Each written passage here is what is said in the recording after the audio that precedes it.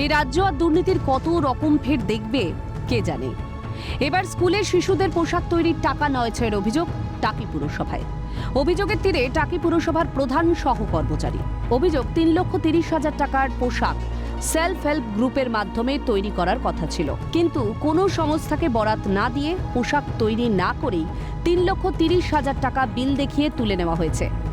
উপপুরপ্রধান সহ 12 জন কাউন্সিলরের অভিযোগের ভিত্তিতে গুঞ্জন টাকি পুরসভায়।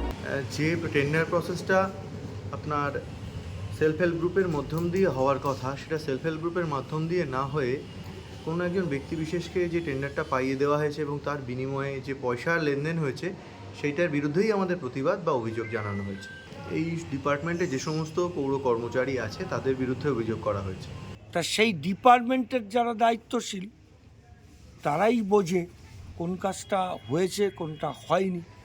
সবটা তো চেয়ারম্যানের পক্ষে দেখা সম্ভব নয়, কিন্তু আমার কাছে কতিপয় কাউন্সিলররা আমার কানে যখন আনলেন, আমি তখন অফিসে বলে পেমেন্টটা আটকে রেখেছি। ভিত্তিহীন এবং চক্রান্ত কাজ করতে আসি। আমি একজন সাধারণ কর্মচারী।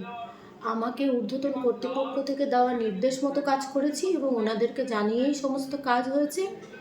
এবং যা যা আমার মনে হয়েছে ঠিক ভুল সবসময় আমি ঊর্ধ্বতন কর্তৃপক্ষকে জানিয়ে রেখেছি এবং আমি ভাইস চেয়ারম্যান স্যারকেও সমস্ত কিছু জানিয়েছিলাম পরবর্তীতে।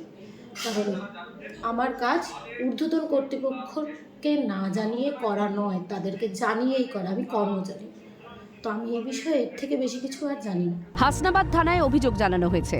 শিক্ষা, স্বাস্থ্য, চাকরি, আবাস, জব কার্ডে দুর্নীতির অভিযোগের ছড়াছড়ি। এবার নতুন দুর্নীতির গন্ধ টাকিতে।